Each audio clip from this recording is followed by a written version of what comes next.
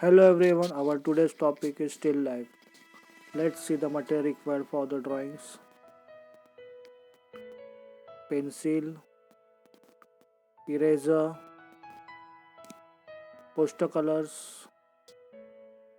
brushes, palette, 1/4 side drawing paper. First I am going to stick this paper on a board with the sellotape from all the four sides. Then take 4 finger distance from the upper sides and draw one margin line to draw on a objects on a paper. I have already drawn objects for our still lifes, one jar, white jar, bunch of cherries and one guava. I am now darken this drawing with the 4B pencils so that we can easily color this drawing with the poster colors and some parts with the watercolors. Here I am using a combination of water and poster colors. Most of the parts I am applying on a colors with the poster colors, but some parts I am using on a watercolors. You can only use on a poster colors also here in a transparent way. This first wash I apply with a watercolor, and for that I am taking different shades depending on objects like guava, red cherry, then background. We are taking brownish background, and for that I am taking burnt sienna and green combination so that we can show on a neutral tones in the background so that we can apply on a fresh tones on our objects, and therefore I am taking in a neutral colors, that is tertiary quaternary colors in a background, and here we apply some greenish fresh red colors in objects. First we apply on a darkened tones on object so that we can apply on a middle tone and a light tone afterward to show on a details. For the cherry I am applying on a crimson red and vermilion red, poster red combinations. For the darkened tones, this is actually on a middle darkened tone.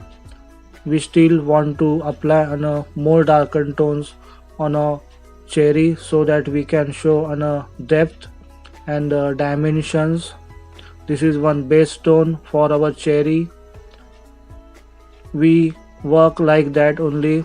We first apply one tone on objects, base tone on objects, and then we show on the details with the three dimensions, light, middle and darks colors. In background also I am showing on a brownish reddish tones so that we can show on a depth in the background. For that I am taking on a brown, green and reddish combinations.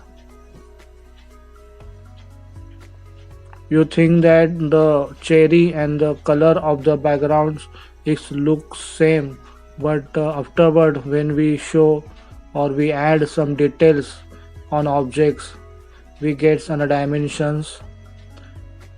Here on a lower part we are showing some darkened tones so that we can show more depth. It's arranged on a paper, this all the objects, and that's why the depth comes in a lower parts. This is on a shadow for our Goa, and now we apply on a darkened tones, darker greenish tones on a Goa. The main color, that is the base color of the Goa, is a light green color, but we first starts with the dark tones and middle tones. That's why I am adding on a blue green combinations on a Goa on the lower parts, and now we add some yellow ochres and white colors in a green, poster green colors to show three tones, dark, middle and light. Mostly the combinations of the Goa is a leaf green shades, so this is an base application for the Goa. Now the jar is white but because it gets a shadow of the cherry on this jar, we get some dark tones on a left hand side part.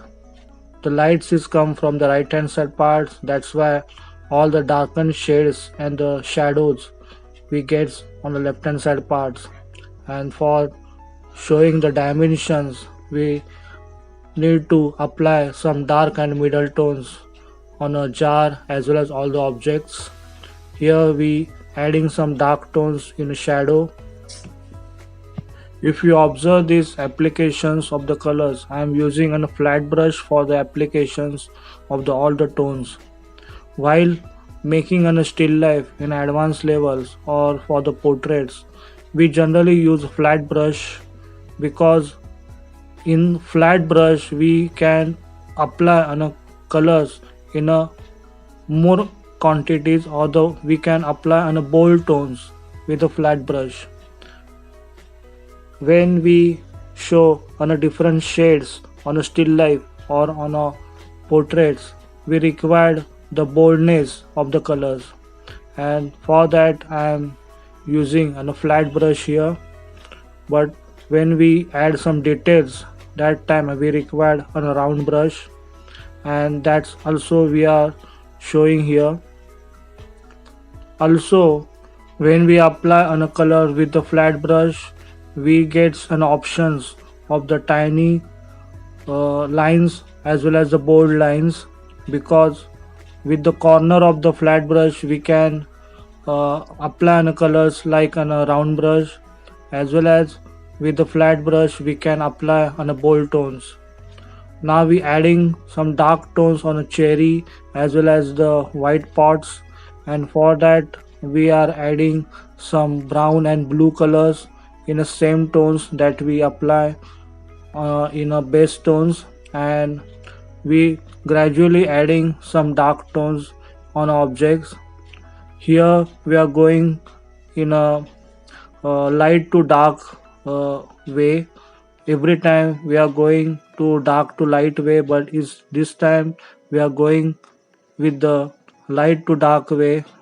This is a different technique we are using here, and we can see here in a cherry I have got some 3 to 4 tones of the shades, as well as in a guava also we already used 3 tones before, but still I am adding more 3 to 2 tones here, so that we get some more details on a guava also. Also we adding some lines on a objects jar as well as on a cherries, so that it gets on a dimensions also.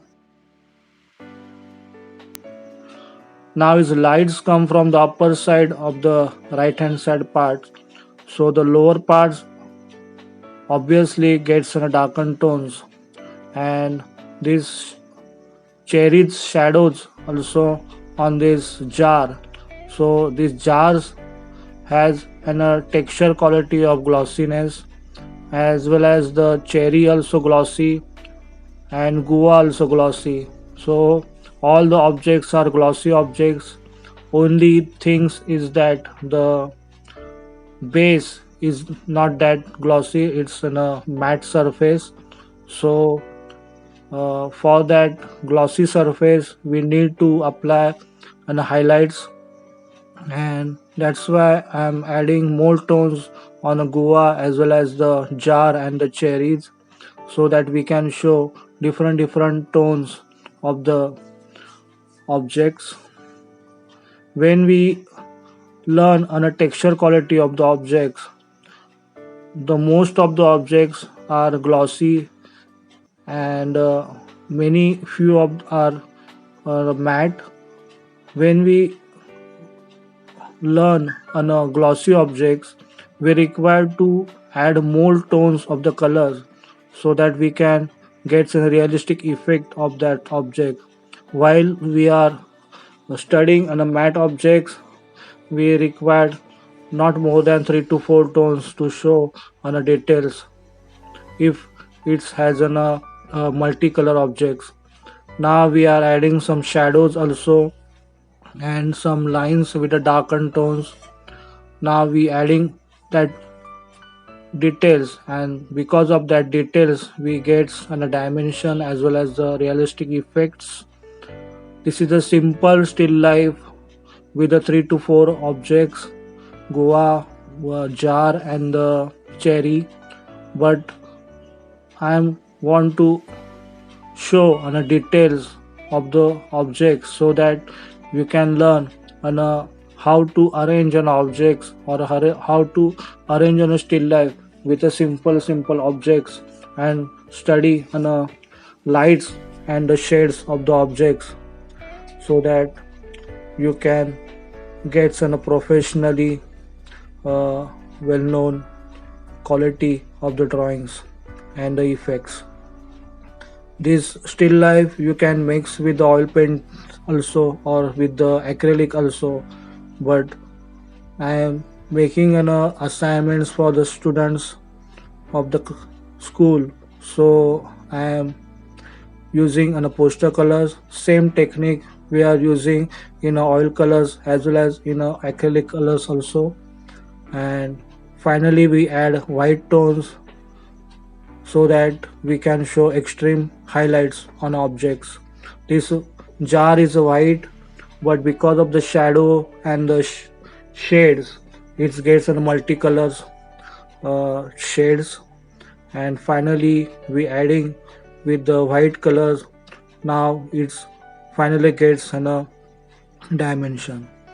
I hope you understand this assignment.